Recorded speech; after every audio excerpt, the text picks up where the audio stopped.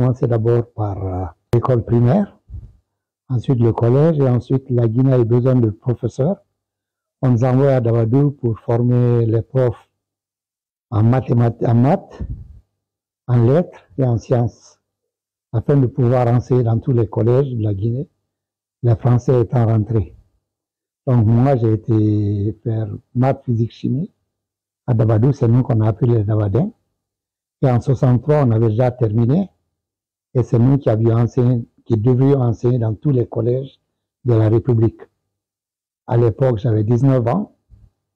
Je me suis fait incorporer 3 mois après Dabadou au sein de l'armée. Et en 1964, on m'a envoyé au compte des usines militaires. Et en 67, j'ai été pour les MiG. Et en 71, pour Air Guinée, en tant que pilote. Donc depuis 71, j'ai servi dans la compagnie Air Guinée jusqu'à sa fermeture. En 2003, j'ai servi aussi pour Air Guinée Express jusqu'à sa fermeture avant d'aller travailler en Gambie. Vous avez piloté combien de présidents?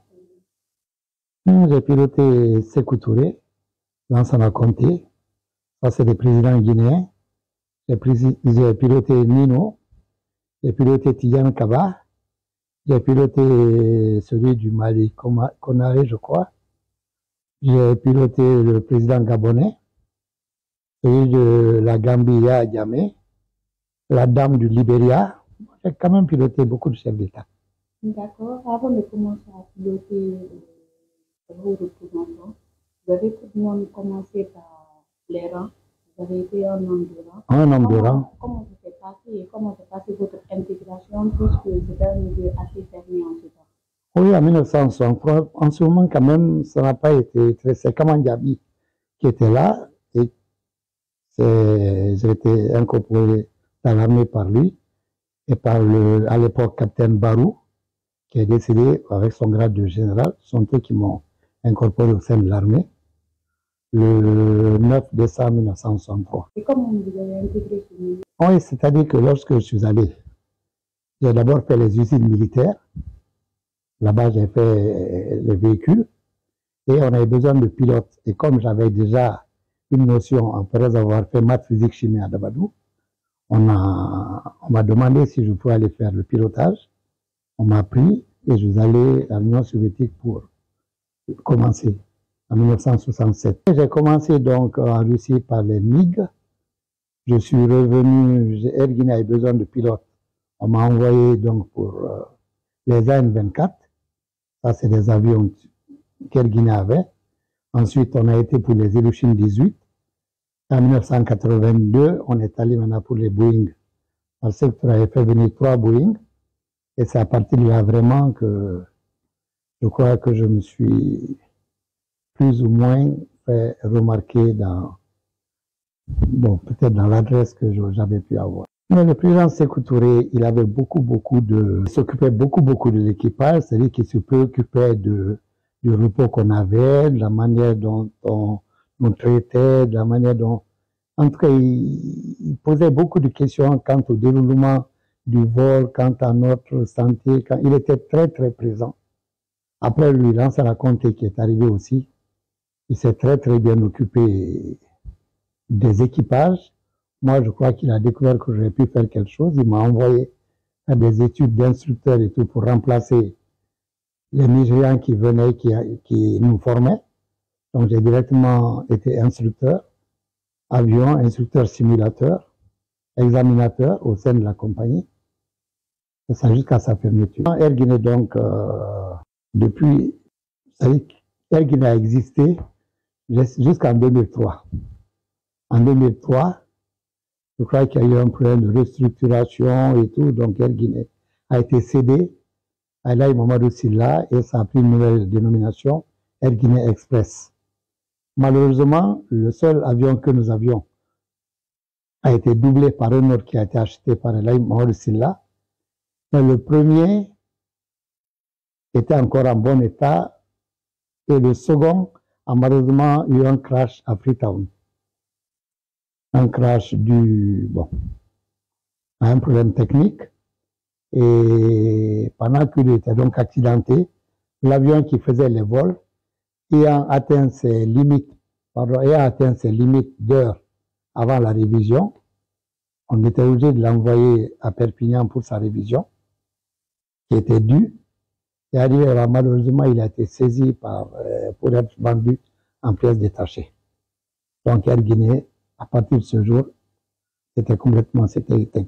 Il y avait des créanciers, d'après ce qu'on aurait appris, et qui ont saisi l'avion, qui ont vendu en pièces détachées pour s'auto-payer.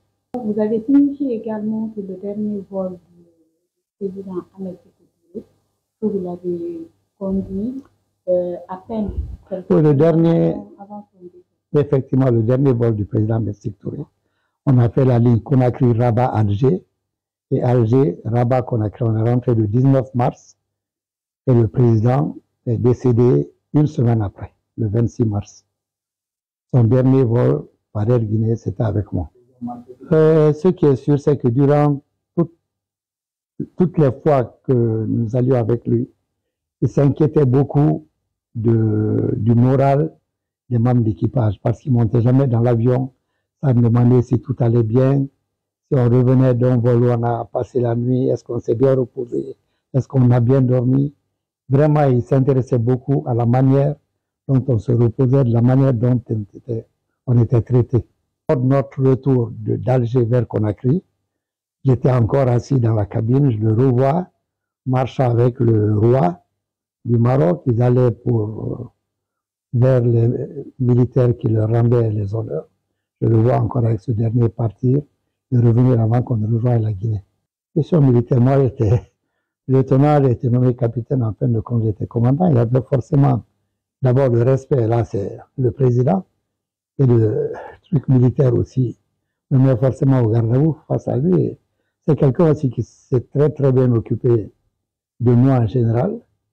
Et c'est lui qui a décidé un jour de m'envoyer faire l'instructorat aux États-Unis afin de remercier les Nigérians qui venaient et afin que moi je puisse faire tous les stages de simulateurs, de tout ce qu'il fallait de formation en ligne de tous les pilotes d'Air Guinée.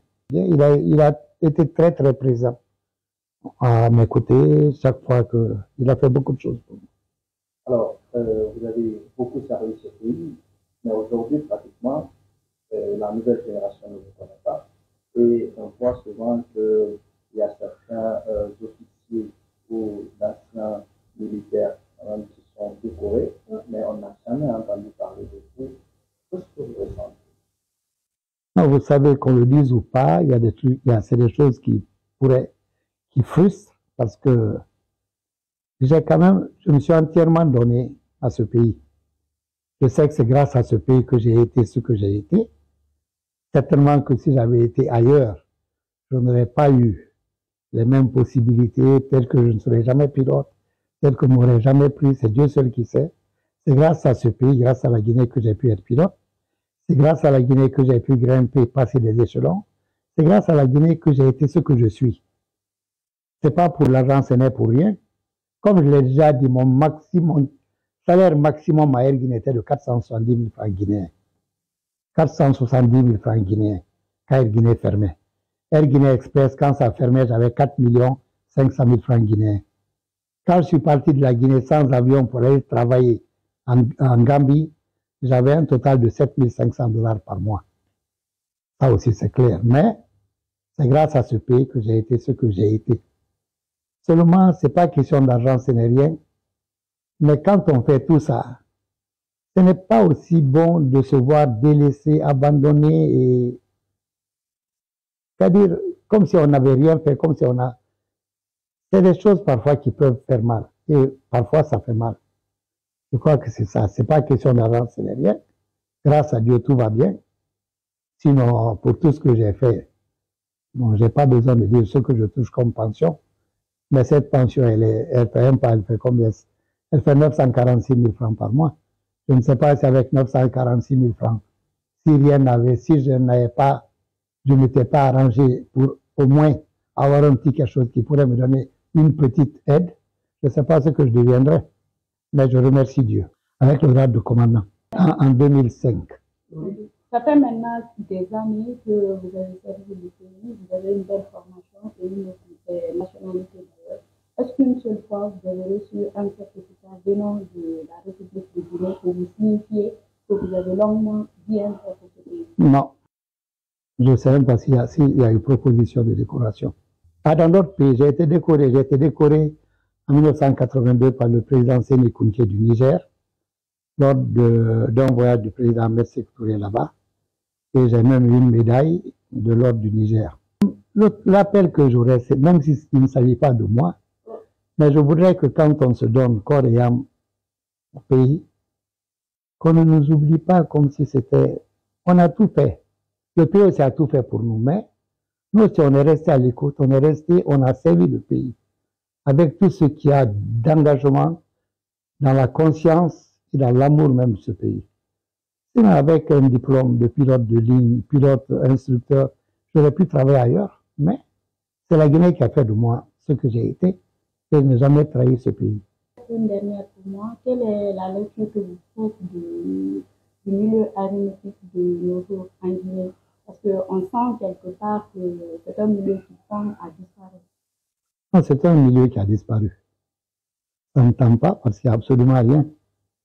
Moi, j'avais pensé que peut-être qu'en nous appelant nous autres, en essayant de voir si on pouvait venir un tout petit peu en aide pour voir s'il aurait été possible de remettre une compagnie en place, parce que c'est quand même... Avant, Air Guinée louait ses avions à la Côte d'Ivoire. On leur louait nos avions Air Guinée.